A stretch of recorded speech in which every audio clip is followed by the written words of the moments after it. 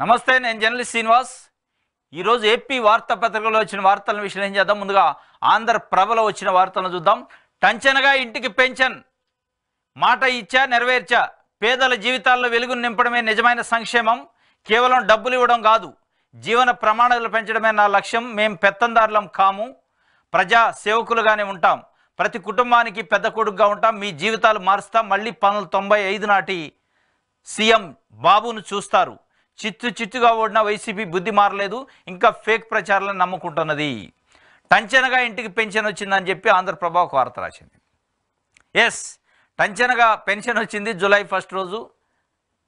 ఈ టంచనగా ఇంటికి పెన్షన్ పంపే కార్యక్రమాన్ని 2019లో జగన్మోహన్ రెడ్డి గారు ఆంధ్రప్రదేశ్లో మొట్టమొదటిసారిగా భారతదేశంలోనే మొట్టమొదటిసారి ఒక వాలంటరీ వ్యవస్థను ప్రవేశపెట్టి వాలంటరీ వ్యవస్థ ద్వారా టంచనగా ప్రతి తారీఖు ఉదయం 6 గంటలకు పంపిణీ చేసే కార్యక్రమాన్ని శ్రీకారం చుట్టిండి. ఇది కొత్తగా ఇయ్యాల టంచనగా వచ్చింది కాదు. వచ్చింది అలా మార్పు ఏంటంటే, ఒక 1000 రూపాయలు పెన్షన్ పెంచారు. ఆ పెంచిన దాన్ని 3 నెలలకు కలిపి 7000 రూపాయలు ఇచ్చారు. ఆ 7000 రూపాయలు ఇస్తున్నాం కాబట్టి పెద్ద ఎత్తున పబ్లిసిటీ కావాలి కాబట్టి ముఖ్యమంత్రి, మంత్రులు, ఎమ్మెల్యేలు, ఎంపీలు అంటే తెలుగుదేశం పార్టీ కూటమికి సంబంధించిన నాయకులు ఎక్కడికక్కడగా పంపిణీ చేశారు. ఇది మొత్తానికి టంచనగా ఇంటికి పెన్షన్ కొత్తదేం కాదు. కానీ దీంట్లో కొత్తదనం ఏమొచ్చిందంటే, పార్టీల కండవాలుగా పోను పార్టీ నాయకులుగా టంచనగా ఇచ్చారు. ఇది ఒక పండుగ వాతావరణం అని చంద్రబాబు నాయుడు గారు చెబుతున్నారు. పేదల బతుకుల్లో, పేదల కుటుంబాల్లో సంక్షేమమే నా ధ్యేయం అని చెప్పి, మేం పెత్తందారులం కాదు అని ఒక మాట చెప్పిండు. మేం పెత్తందారులం కాము, ప్రజాసేవకులుగానే ఉంటాం. వాస్తవం ఇది, ప్రజాసేవకులుగానే ఉండాలి. రాజకీయ పార్టీ నాయకులు అంటే ప్రజాసేవకులుగానే ఉండాలి. మొట్టమొదటిసారి చంద్రబాబు నాయుడు గారు 14 సంవత్సరాలు ముఖ్యమంత్రిగా చేసిండు, దాదాపు 10-15 సంవత్సరాలు ప్రతిపక్ష నాయకుడిగా చేసిండు. ఒక పేదల ఇంటికి వెళ్ళి వాళ్ళ ఇంట్లో గంజి తాగిన పరిస్థితి కానీ టీ తాగిన పరిస్థితి లేదు. మొట్టమొదటిసారికి ఇప్పుడు ఆయన పెత్తందారితనాన్ని ఆ చొక్కాని ఇడిచి పక్కన పెట్టి ఇప్పుడు పేదల బడుగులు బలహీన వర్గాల కోసం వెళ్తున్నా అని చెప్పిండు.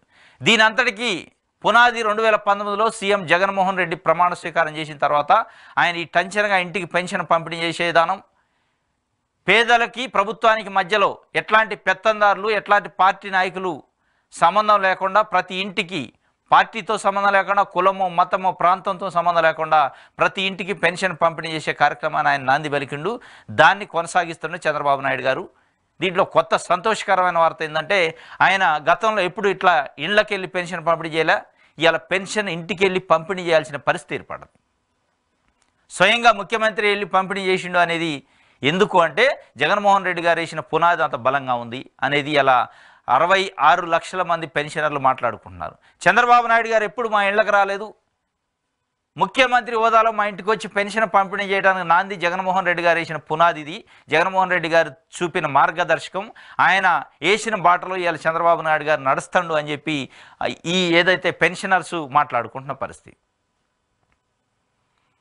మొత్తానికి ఎందుకంటే జగన్మోహన్ రెడ్డి గారు అంతకంటే ముందు రాజశేఖర రెడ్డి గారు పేదలతోని మమేకం అవటం, పేదలతోని భావోద్వేగమైన కనెక్టివిటీ, ఏదైతే ఎమోషనల్ కనెక్టివిటీ ఉంది వాళ్ళకి, ఆప్యాయత, ఇవన్నీ ఇప్పుడు చంద్రబాబు నాయుడు గారు ఆ దిశగా ఆ కోణంలో వెళ్ళాలని చూస్తుండు. ప్రజలతో మమేకం అవ్వాలి, ప్రజలకి దగ్గర అవ్వాలి, ప్రజలతో మెప్పు పొందాలని ఒక ప్రయత్నం చేస్తున్నా. అది ఎంతవరకు సఫలమైతే, మొత్తానికైతే నిన్న ఏదైతే జగన్మోహన్ రెడ్డి గారు వేసిన పునాదిలో ఆ పునాదిని కంటిన్యూ చేసే కార్యక్రమానికి అయితే నిన్న శ్రీకారం చుట్టిండు. దానికే పొద్దున్నే పేదింటికి వేకువజామునే పెనుమాక్కు పెన్షన్ డబ్బులు స్వయంగా చేతికి అందించిన చంద్రబాబు నాయుడు గారు అని చెప్పి ఒకటి వార్త ఇచ్చారు. ఇది నిజంగా జగన్మోహన్ రెడ్డి గారు మార్పు.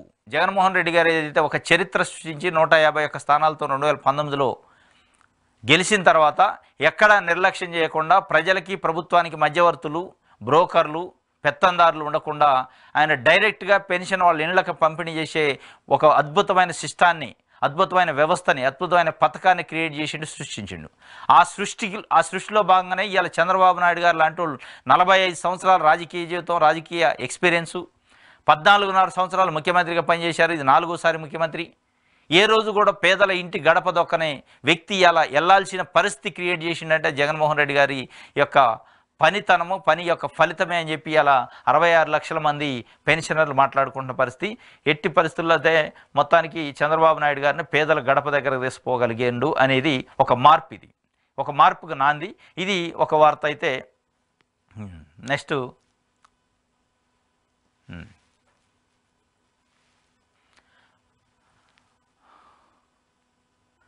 పెన్షన్లో కొంత నొక్కేసిన సెక్రటరీ, వార్డు వెల్ఫేర్ ఉద్యోగి చేతివాటం 500 తగ్గించి పంపిణీ. 28 మంది లబ్ధిదారుల వద్ద 14,000 సహా స్పందించిన కలెక్టరు, వార్డు సెక్రటరీ సస్పెన్షన్. ఇది మాచర్లలో. ఇది కూడా చేతివాటం నడిచింది. కొన్ని లలిత కళ్ళు నేను నడిచినాయని పెద్ద ఎత్తున వీడియోలు కూడా వచ్చినాయి. అంటే ఎక్కడికక్కడ మీరు 7,000 ఇస్తున్నాం కదా ప్రభుత్వం, మాకు 500 ఇవ్వండి, 1000 ఇవ్వండి అని కొంతమంది సెక్రటరీలు, కొంతమంది నాయకులు పెత్తనం చేసే ప్రయత్నం చేశారు. తెలుగుదేశం పార్టీ కండువాలు కప్పుకొని, ఇది ప్రభుత్వ కార్యక్రమం. వాస్తవంగా ఈ ప్రభుత్వ కార్యక్రమంలో తెలుగుదేశం పార్టీ కండువాలు కప్పుకొని తెలుగుదేశం పార్టీ నాయకులు పెన్షనర్లకి ప్రభుత్వం యొక్క సొమ్ముని వాళ్ళ చేతిలో పెట్టారు. ఏంది దీని అర్థం అంటే, చంద్రబాబు నాయుడు గారు ఒకవైపు పేదల ఇంటికి వెళ్ళినా నేను ఎక్కువజామున వెళ్ళి పేదలకి పంపిణీ చేసిన అని ఒకవైపు చెబుతూనే, వాళ్ళ పార్టీకి సంబంధించిన రాష్ట్ర వ్యాప్తంగా కేడర్కి ఒక సూచనలు చేసి, మీరు వెళ్ళి మేము ప్రభుత్వం నుంచి పంపిణీ చేస్తున్న 7,000 రూపాయల సొమ్ముని ప్రతి ఇంటికి వెళ్ళి మీరు పంపిణీ చేసినట్టు మీ ఖాతాలో వేసుకోండి, మీ చేతిలో పెట్టుకోండి. ఈ పెన్షన్ల పంపిణీ చేసే వ్యవస్థని పార్టీ క్యాడర్ చేతిలో పెట్టుకోండి. భవిష్యత్తులో మనకి పార్టీకి అనుకూలంగా ఉంటారంటే ఉంచుతారు, లేదంటే కత్తిరించే కార్యక్రమాన్ని, ఆ కత్తెర అనేది తెలుగుదేశం పార్టీ కార్యకర్తల నాయకుల చేతిలో పెట్టిండు. పెన్షన్లు కట్ చేసే కార్యక్రమం కానీ, పెన్షన్లు కొత్తగా ఇచ్చే కార్యక్రమం కానీ పెట్టినట్టు ఒక రకంగా ఇది పెత్తందారి వ్యవస్థని పెన్షన్ల పంపిణీలో తీసుకొచ్చినట్టు. వాస్తవంగా ఏముంది, 2,66,000 మంది గ్రామ సచివాలయ ఉద్యోగులుగా, గ్రామ సచివాలయ ఉద్యోగులు 1,34,000 మంది నియామకం చేసిన జగన్మోహన్ రెడ్డి. గ్రామ సచివాలయ వ్యవస్థను క్రియేట్ చేసింది ఆయన. వాళ్ళు ఒక పర్పస్లో ఉన్నారు. వాళ్ళ పర్పస్ వాళ్ళకు ఉంచి ఓన్లీ పెన్షన్లు, ఎక్స్క్లూజివ్ పెన్షన్ల పంపిణీ చేయడానికి 2,66,000 మంది వాలంటీర్లు నియమించారు. ఓన్లీ పెన్షన్ల పంపిణీ. వాళ్ళందరూ ఎడిపోయారు. వాళ్ళని పక్కన పెట్టి ఇలా తెలుగుదేశం పార్టీ కండువాలు కప్పుకొని పంపిణీ చేసే ఒక పెత్తందారి వ్యవస్థగా నాంది పలికిండా చంద్రబాబు నాయుడు గారు అనేది ఇలా 66 లక్షల మంది పెన్షనర్లు మాట్లాడుకుంటున్నారు. ఇది వాస్తవం. ఎందుకంటే ఇది చాలా ప్రమాదకరమైన హెచ్చరిక. ఇవాళ ఏదో పండుగ అని మీరు అంటున్నారు, పెన్షన్ల పంపిణీ చేసినాం మేము పండగ లెక్క అని. ఈ పండగ రేపు పస్తులుంచే పరిస్థితికి వస్తుంది. ఈ పండగ ఎప్పుడు ఉండదు, రోజు పండగ ఉండదు. పండగ ఎప్పుడో సంవత్సరానికి ఒకసారి వద్ది. మిగతా నెలలో పస్తులు ఉండే పరిస్థితి మీ తెలుగుదేశం పార్టీ కేడర్ తీసుకుంటుంది. నాయకులు ఆ పరిస్థితి ఎత్తరు. వాళ్ళకు అనుకూలంగా లేకపోతే వాళ్ళకి సంబంధించిన ఇంట్లో గతంలో 2014 నుంచి 19 మధ్య కాలంలో జన్మభూమి కమిటీలు అని పెట్టి, జన్మభూమి కమిటీలలో ఉన్న కమిటీ లీడర్సు వాళ్ళకు అనుకూలంగా లేకపోతున్నా వాళ్ళ చేలల్లోనో వాళ్ళ శెలకల్లో పని చేయకపోతే పెన్షన్లు కట్ చేసిన చరిత్ర ఉంది. ఇగో అటు తీసిపోతున్నారు. ఇక ఎందుకు గ్రామ సచివాలయ అంటారు 2,66,000 మంది ఉండగా ఈ నాయకులతో ఎందుకు పంపిణీ చేయాలి, గ్రామ సచివాలయ ఉద్యోగులతో ఎందుకు పంపిణీ చేయాలి?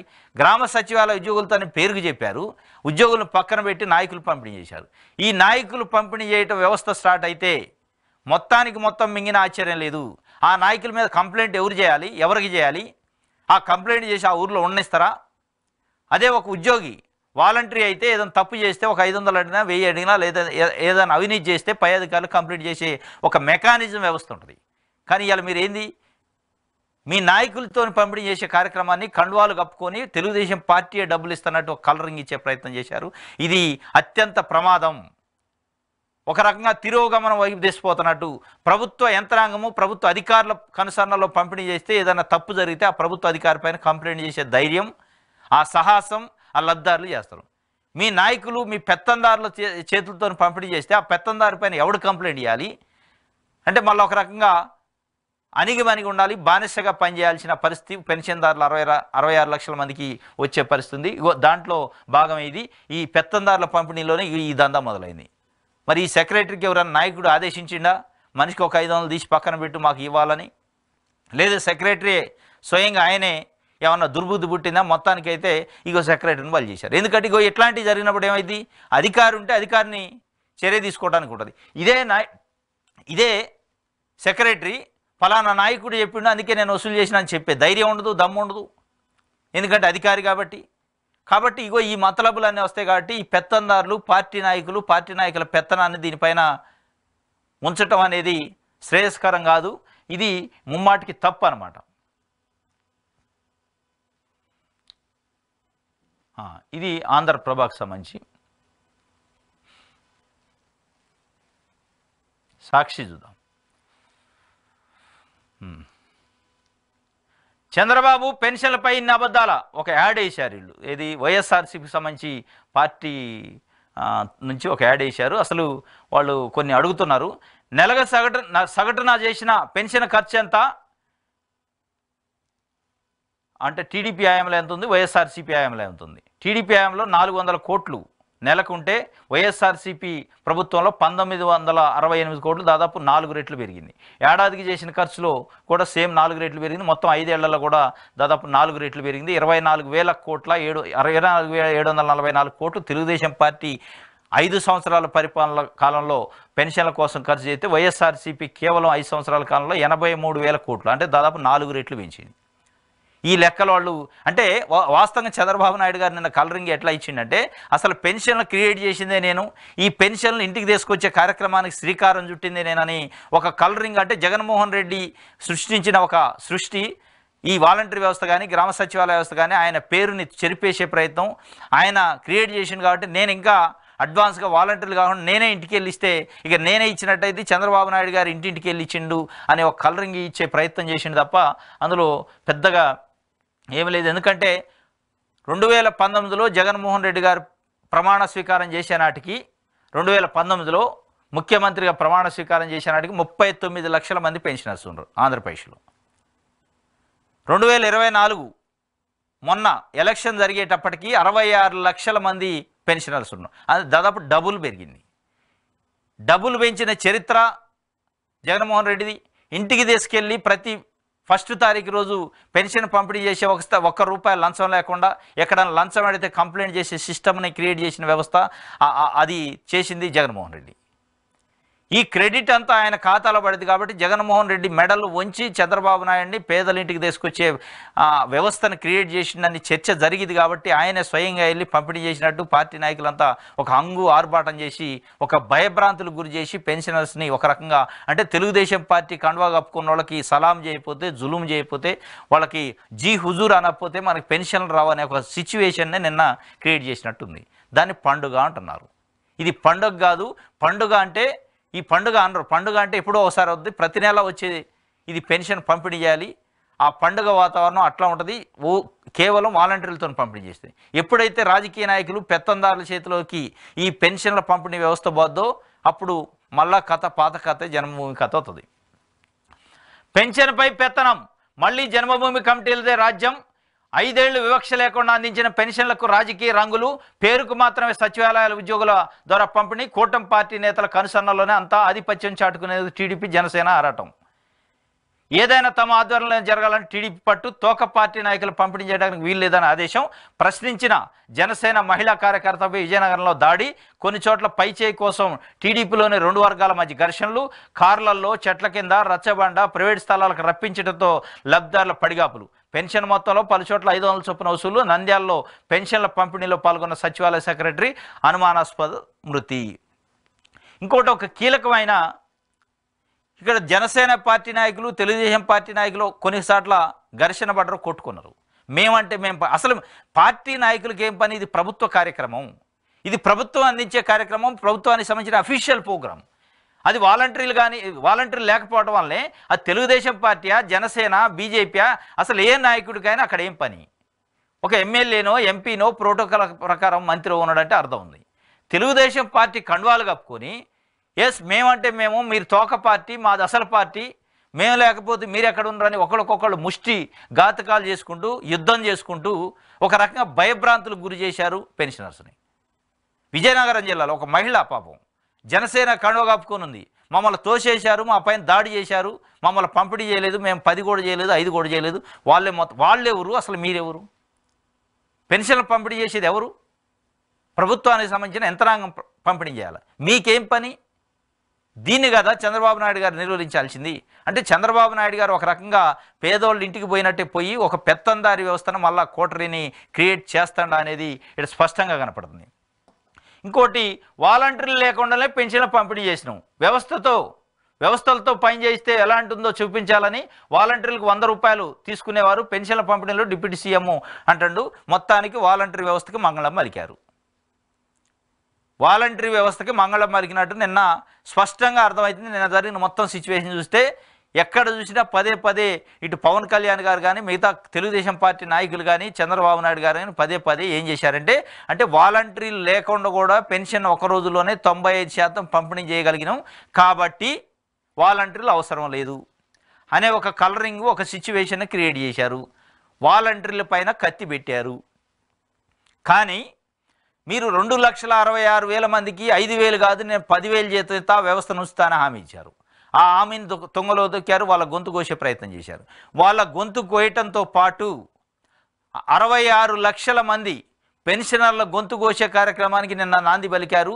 ఎందుకంటే వాలంటీర్లు లేకుండా కూడా పెన్షన్ పంపిణీ చేయొచ్చు అని పదే పదే మీ నాయకులు మీ ప్రభుత్వ యంత్రాంగం మాట్లాడుతుందంటే దాని అర్థమైంది వాలంటీర్లు అవసరం లేదు, మళ్ళా జన్మభూమి కమిటీలు వస్తాయి, అవసరం అయితే తెలుగుదేశం పార్టీ గ్రామ శాఖ అధ్యక్షులు పంపిణీ చేస్తారు అనే ఒక సిచ్యువేషన్ క్రియేట్ చేశారు. ఇది ఒక వాలంటరీ గొంతు పైన కత్తి పెట్టడమే కాదు 66 లక్షల మంది పెన్షనర్ల గొంతు పైన కూడా కత్తి పెట్టి బెదిరించినట్లు లెక్కే. ఎందుకంటే రేపు ఏమైందిగా ఆ గ్రామంలో ఉన్న తెలుగుదేశం పార్టీ నాయకుడు మాటినపోతే పెన్షన్ కట్టు, ఆ గ్రామంలో ఉన్న తెలుగుదేశం పార్టీకి సంబంధించిన ఆయన ఏదైనా డిమాండ్ చేస్తే నెరవేర్చకపోతే కట్టు, ఆయన ఇంట్లో ఆయన చేలల్లో చిలకల్లో పని చేయకపోతే కట్టు. ఈ సిచ్యువేషన్లో కొన్నిసార్లు ఎదురయ్యే అవకాశం ఉంది. అందరు నాయకులు చేస్తారంటలా నేను కొంతమంది చేసే అవకాశం ఉంది. ఎందుకంటే పెత్తనం చేయాలని చూసే నాయకులు ఉంటారు, పెత్తందారి వ్యవస్థకు అలవాటు పడ్డోళ్ళు ఉంటారు. కాబట్టి స్పష్టంగా 2,66,000 మంది వాలంటీర్లు ఉంటేనే పెన్షన్ సాఫీగా గత 5 ఏళ్లలో ఎట జరిగిందో అటు జరిగింది. వాళ్ళు లేరు అంటే మళ్ళీ పెత్తందారి వ్యవస్థ వస్తుంది, మళ్ళీ జన్మభూమి కమిటీలు వస్తాయి, తెలుగుదేశం పార్టీ కమిటీలు కూడా వస్తాయి, దాంట్లో డౌటే లేదు.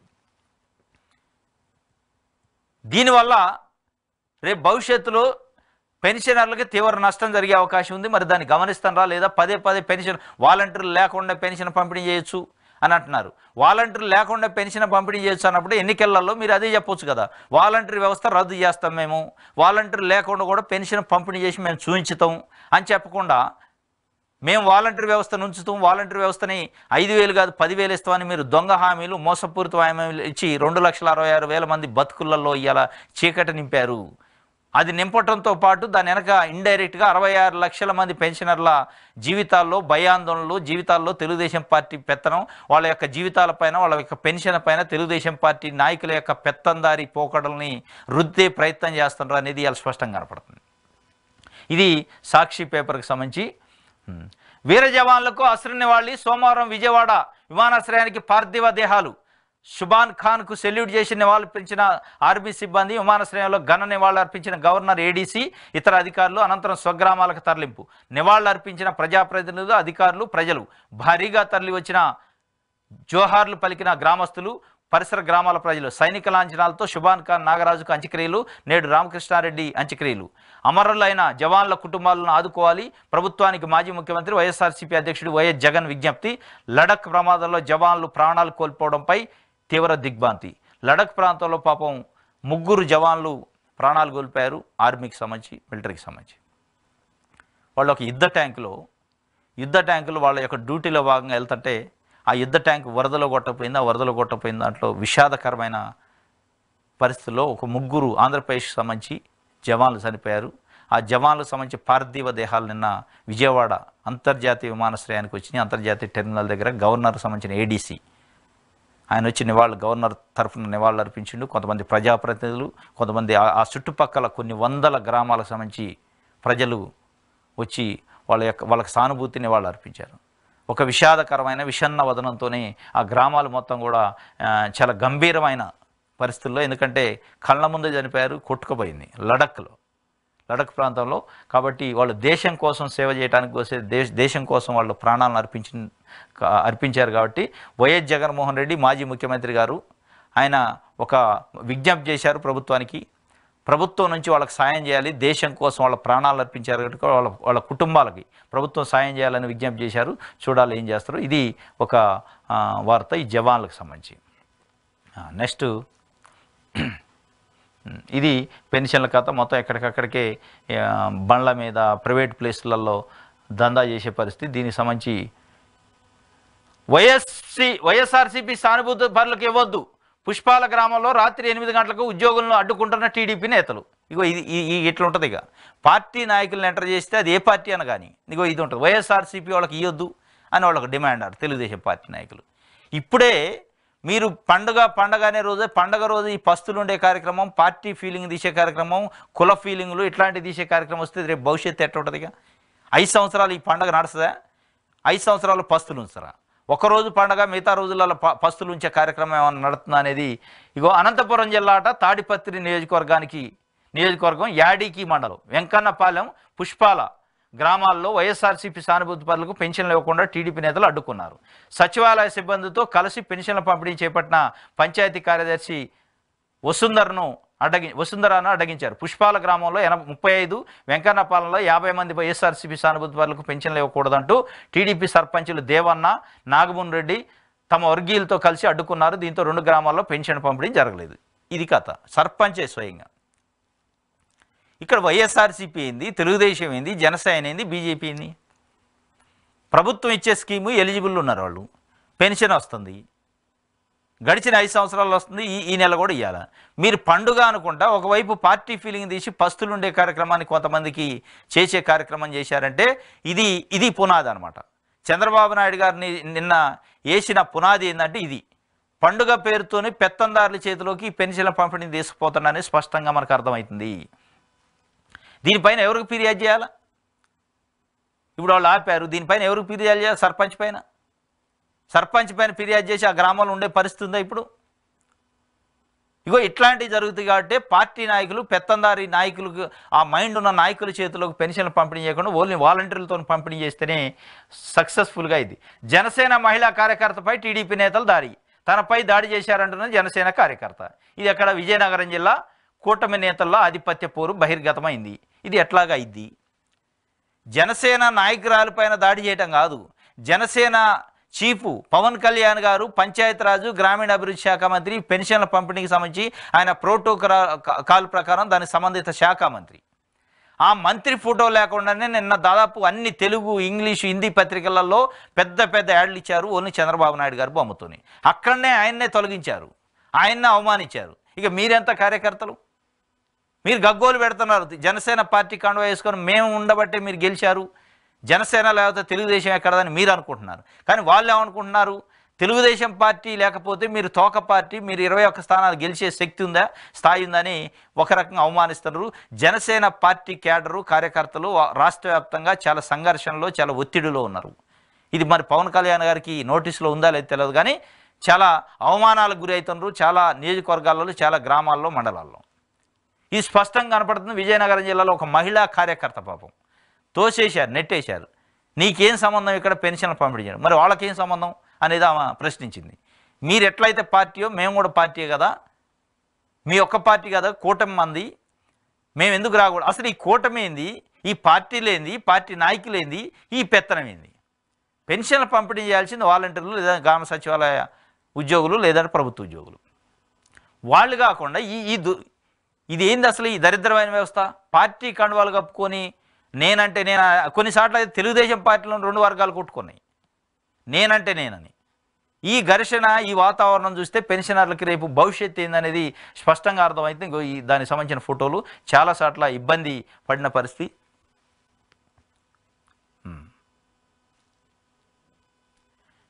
ఏడిపించి ఇచ్చారట పెన్షను. శ్రీకాకుళం జిల్లా పలాస కాశీబుగ్గ మున్సిపాలిటీలో 24వ వార్డు పురుషోత్తపురం గ్రామంలో నిరుపేద బ్రాహ్మణ కుటుంబానికి చెందిన తిరునగిరి కురుత్తల్వార్ స్వామీజీకి పెన్షన్ ఇవ్వడానికి టీడీపీ నాయకులు ఆయన వేదనకు గురి చేశారు. ఉదయం పెన్షన్ల పంపిణీ మొదలుపెట్టిన వైఎస్ఆర్సీపీ సానుభూతి పరుడు అంటూ ఆయన ఒక్కరికే పెన్షన్ ఇవ్వకుండా ఆపేశారు. ఇది కథ. వైఎస్ఆర్సీపీ సానుభూతి పరుడు అని ఆపారట. అయితే ఏంది? వైఎస్ఆర్సీపీ అయితేంది, తెలుగుదేశం పార్టీ అయితేంది, నీకు ఆయన సానుభూతితోని పని ఏంది? ఆయనకు అర్హత ఉందా లేదా అనేది కావాలి. ఒక బ్రాహ్మణ కుటుంబం అంట పాపం, ఏజ్డ్, ఆయన వేధించి ఇచ్చారట. నువ్వు వైఎస్ఆర్సీపీ కోటేసినావు, జగన్కి అభిమానివి అంటే జగన్కి అభిమాని ఉంటున్నావు, వైఎస్ఆర్సీపీకి అభిమాని ఉంటున్నావు, పెన్షన్ కట్ చేత అది రూల్ పెట్టండి. మరి నిబంధనల్లో, పెన్షన్లు ఇచ్చే పంపిణీ చేసే నిబంధనల్లో వైఎస్ఆర్సీపీ సానుభూతి పరులకు ఇవ్వబడదు, వైఎస్ఆర్సీపీ పార్టీ అనేటోడికి ఇవ్వబడదు, ఓన్లీ తెలుగుదేశం పార్టీ అంటేనే ఇస్తాం. తెలుగుదేశం పార్టీ సభ్యత్వం ఉన్న వాళ్ళకే ఇస్తాం అంటానికి ఇది ఏమైనా తెలుగుదేశం పార్టీకి సంబంధించిన బీమానా, తెలుగుదేశం పార్టీ ఇచ్చే పెన్షనా? ప్రజలు కట్టిన పన్నుల నుంచి, ప్రజలు కడుతున్న పన్నుల నుంచి ప్రభుత్వం సొమ్ముతోనిస్తున్నది, ప్రభుత్వంలో ఉన్న ఆ ప్రభుత్వానికి సంబంధించి ఆ ప్రజలకు అందరికీ హక్కు ఉంటుంది, అర్హులందరికీ హక్కు ఉంటుంది. అర్హుడా కాదనేది మ్యాటర్ కానీ వైఎస్ఆర్సీపీనా తెలుగుదేశం జనసేన మ్యాటర్ కాదు. ఇగో ఈ కథ ఇక భవిష్యత్తులో ఉండబోతుంది. ఇదే ప్రతి నెల ఇదే కథ ఉంటుంది. ప్రతి నెల వేధింపులు ఉంటాయి పెన్షనర్స్కి. ప్రతి నెల తెలుగుదేశం పార్టీ నాయకులకు అనుకూలంగా ఉంటే ఇస్తారు, లేదంటే వాడిని ముప్పు తిప్పలు పెట్టిస్తారు, అవసరమైతే సగం కట్ చేసిస్తారు. ఇది జరగబోతుంది, జరిగేది ఇది అనేది ప్రజల్లో అయితే చర్చ నడుతుంది. ఆగానే టీడీపీ శ్రేణుల విధ్వంసం, మంతెన, కేశవరం, కేదారి లంకలో శిలాఫలకాల ధ్వంసం. ఇది ధ్వంసానికి సంబంధించింది. ఇంకా ధ్వంసాలు ఆగలేదట. పదే పదే చంద్రబాబు నాయుడు గారు విధ్వంస పరిపాలన జగన్మోహన్ రెడ్డి అన్నారు. మరి దీన్ని ఏమంటారు? జూన్ 4 నుంచి మొదలు పెడితే ఈ ఆట వరకు అనేక జిల్లాలలో, గ్రామాలలో, మండలాల్లో విధ్వంసాలు, రాజశేఖర రెడ్డి గారు బొమ్మల్ని ధ్వంసం చేయటం, శిలాఫలకాలను ధ్వంసం చేయటం, గ్రామ సచివాలయాలపైన దాడి చేయటం ఇవి జరుగుతున్నాయి. వైఎస్ఆర్సీపీ పార్టీ నాయకులు, కార్యకర్తలతో అయితే ఇక చెప్పే అవసరం లేదు. వాళ్ళ ఆస్తులు, వాళ్ళపైన దాడులు, తలలు పగలగొట్టడం, చేతులు ఎరగొట్టడం, కాళ్ళు ఎరగొట్టడం. ఇది మంతెన, కేశవరం, కేదారి లంకల్లో శిలాఫలకాల ధ్వంసం. ఇది శిలాఫలకాల ధ్వంసం, గ్రామ సచివాలయం. ఇక్కడ కొనిజర్లలో ధ్వంసం చేసిన వైఎస్ఆర్ విగ్రహం, మంతెనలో టీడీపీ నేతలు ధ్వంసం చేసిన శిలాఫలకం. ఇది కథ అనమాట. పేదల ఇంటి నిర్మాణాల ధ్వంసం, చాట్రాయి మండలం పోలవరంలో పెట్టిరేగిన టీడీపీ నేతలు.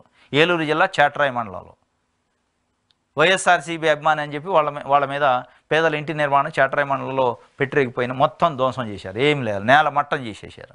ఇది మరి దీన్ని ఏమంటారు? విధ్వంసం అనరా? ఈ విధ్వంసాన్ని కదా మీరు ఆపాల్సింది. ఈ విధ్వంసాన్ని ఆపకపోగా మీరు ఇంకా విధ్వంసాన్ని రెచ్చగొట్టే విధంగా, విధ్వంసాన్ని ఇంకా పెట్టిరేగే విధంగానే వ్యవహరిస్తున్నట్టుంది తప్ప ఎక్కడా కూడా మార్పు కనిపించట్లే. ఇదేంది? మళ్ళీ పాత బాబుని చూస్తారు, చెప్పినట్లు నడుచుకోకపోతే 95 నాటి సీఎంని కనిపిస్తాడు, జాగ్రత్త అని హెచ్చరిస్తాడు చంద్రబాబు నాయుడు గారు. మళ్ళా పాత చంద్రబాబు నాయుడు గారిని చూస్తాడు, 95లో ఉన్న చంద్రబాబు నాయుడు గారిని. మరి 95లో ఉన్న చంద్రబాబు నాయుడు గారా, 99లో ఉన్న చంద్రబాబు నాయుడు గారా మొత్తానికి చెప్పలేం. కానీ 95లో ఉన్న చంద్రబాబు నాయుడు గారు అంటే చాలా అర్థాలు వస్తాయి దాంట్లో. 95 ఆగస్టు సంక్షోభం ఉంది, మరి ఆ చంద్రబాబు నాయుడు గారా? 95లో ఆయన పరిపాలన, 99 తర్వాత విద్యుత్తు ఉద్యమకారులపైన కాల్పులు జరిగి బషీర్బాగ్ కాల్పులు ఆయన రాజకీయ చరిత్రలో, రాజకీయ జీవితంలో ఒక మాయని మచ్చ. అది ఎన్టీ రామారావు గారు ఎన్ని పూట అనేది కూడా మాయని మచ్చ. అది ఇంకా చర్చ జరుగుతూనే ఉంది. మరి ఏ మార్పు చూస్తారు అని అంటున్నారు? ప్రజలకి సేవ చేయటంలో, ప్రజలకి అందుబాటులో ఉండటంలో మార్పా? ఈ 95 మార్పు అంటే మీరే అంటున్నారు. నేను బయలుదేరితే 95లో మొత్తం రాష్ట్రం అంతా రెడ్ అలర్ట్ ఉండేది అంటాడు. మరి ఆ రెడ్ అలర్ట్ మళ్ళా తెస్తాను రా. నేను హైదరాబాద్లో బయలుదేరితే రాష్ట్రం అంతా రెడ్ అలర్ట్ ఉండేది, అట్లాంటి వ్యవస్థ 95లో ఉంది. అట్లా భయభ్రాంతులకు గురి చేసిన ప్రజల్ని, అట్లా భయభ్రాంతులకు గురి అయ్యారు ప్రజలు అని మీరు చెప్తున్నారు. మరి ఆ భయభ్రాంతులు, ఆ రెడ్ అలర్ట్లు మళ్ళీ వచ్చే అవకాశం ఉందా? మరి ఏ మార్పు మేము చూడాలి అనేది ఇలా ఆంధ్రప్రదేశ్లో 5 కోట్ల మంది ప్రజలు ఎదురు చూస్తున్నారు. మీరు 95 మార్పు అంటేనే భయపడుతున్నారు ఒక రకంగా ప్రజలు. 95 మార్పు అంటే ఒక రకంగా వెనక్కి తీసిపోతున్నట్టు, కాల్పులు, దాడులు, జైళ్ళలో పెట్టడం, రకరకాల ఇబ్బందులు అప్పట్లో ఉండేది అనేది ఒక చరిత్ర. మరి ఆ మార్పు తీసుకొస్తారా? లేదు 95 వాస్తవంగా ఆయన చెప్పాల్సింది అప్పట్లో ఉన్న ముఖ్యమంత్రి 14.5 సంవత్సరాలు ముఖ్యమంత్రిగా చేసినప్పుడు ఉన్న చంద్రబాబు వేరు, ఇప్పుడున్న చంద్రబాబు వేరు. నేను పేదల దగ్గర అయితా, పెత్తందారి మైండ్ని పక్కన పెడతా, పేదల ఇళ్ళకి వెళ్తా, పేదలతోనే మమేకం అవుతా, పేదలకు సంక్షేమం చేస్తా, ఈ జీవితాన్ని పేదలకు అంకితం చేస్తానని చెప్పాల్సింది పోయి నేను 95కి వెళ్తా అంటుండు. అంటే 30-40 సంవత్సరాల క్రితం కథ చెప్తుండు. అంటే వెనక్కి తీసిపోతా అని చెప్తుండా అనేది మరి మనం భవిష్యత్తులో చూడాలి ఆ కథ ఏందనేది. ఇది సాక్షి పేపర్కి సంబంధించి.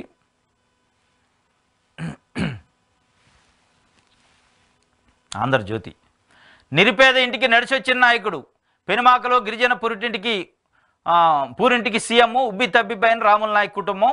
ఒక రాముల నాయక్ అనే కుటుంబం వాళ్ళ ఇంటికి వెళ్ళిండు. ఆ నిరుపేద ఇంటికి నడిచి వచ్చేటట్టు చేసిన నాయకుడు జగన్మోహన్ రెడ్డి అనేది ఇలా 66 లక్షల మంది ప్రజలు, 5 కోట్ల మంది ఆంధ్ర ప్రజలు మాట్లాడుకున్న పరిస్థితి.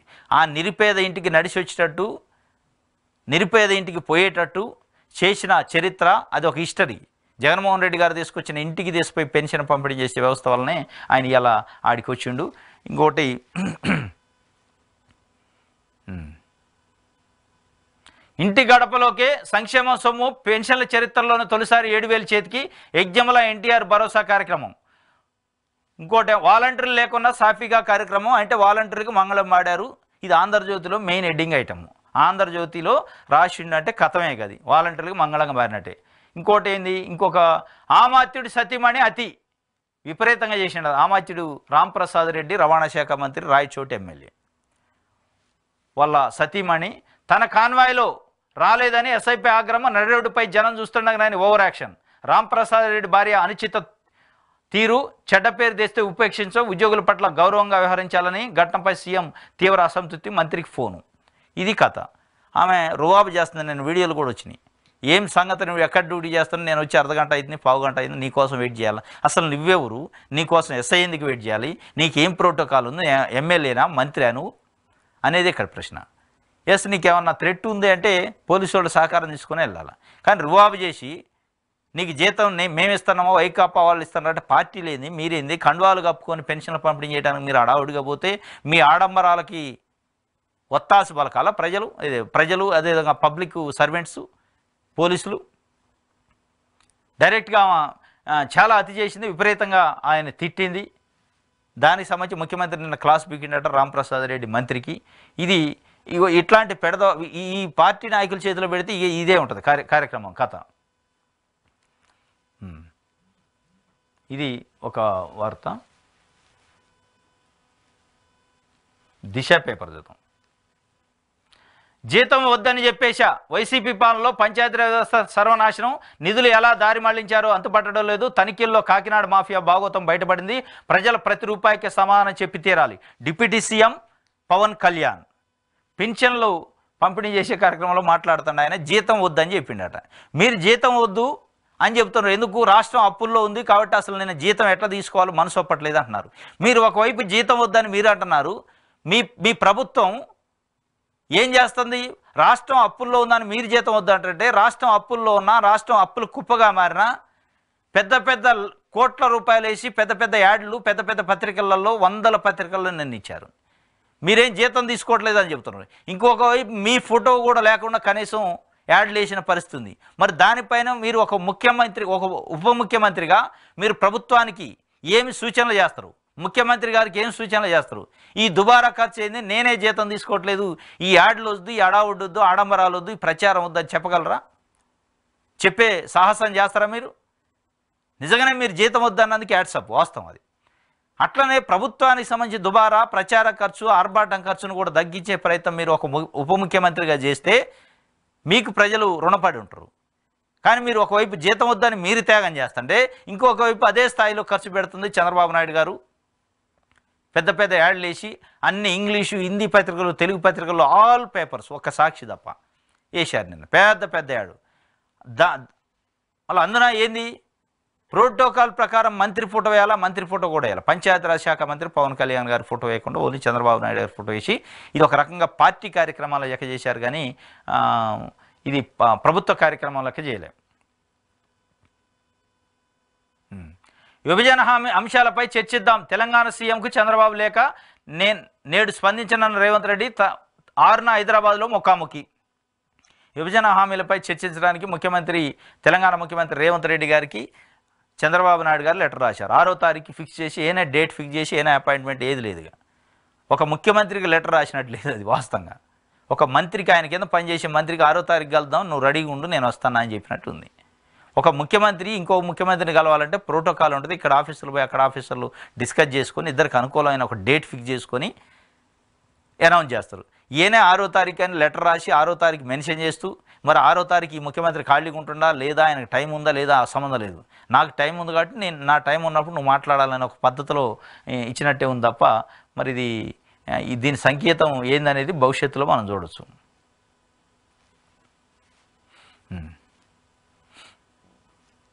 ఇది దిశ పేపర్కి సంబంధించి. ఈనాడు చూద్దాం.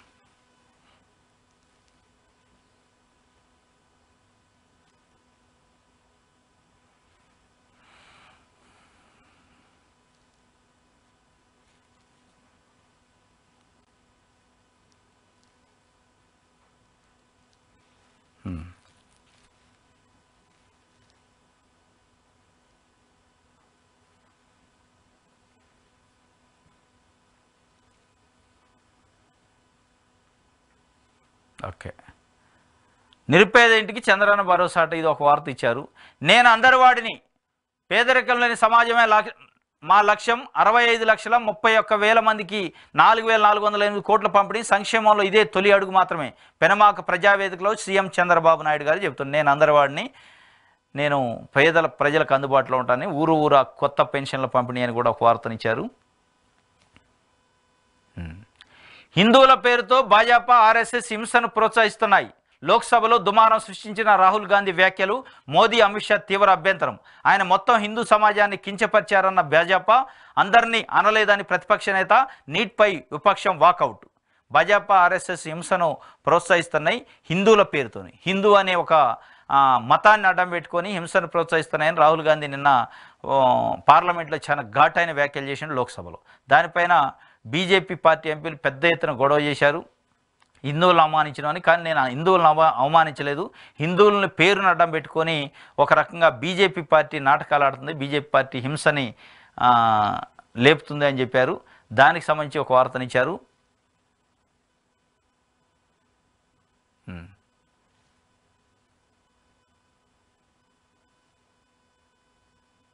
ఇది ఒక వార్త.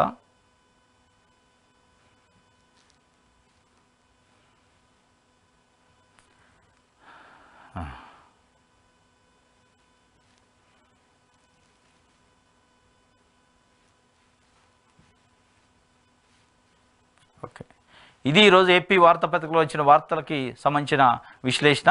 రేపు తాజా వార్తలతోని తిరిగి కలుసుకుందాం. Thank you. ఇది ఈరోజు ఏపీ వార్తాపత్రికలో వచ్చిన వార్తలకు సంబంధించిన విశ్లేషణ. రేపు తిరిగి తాజా వార్తలతో కలుసుకుందాం. Thank you.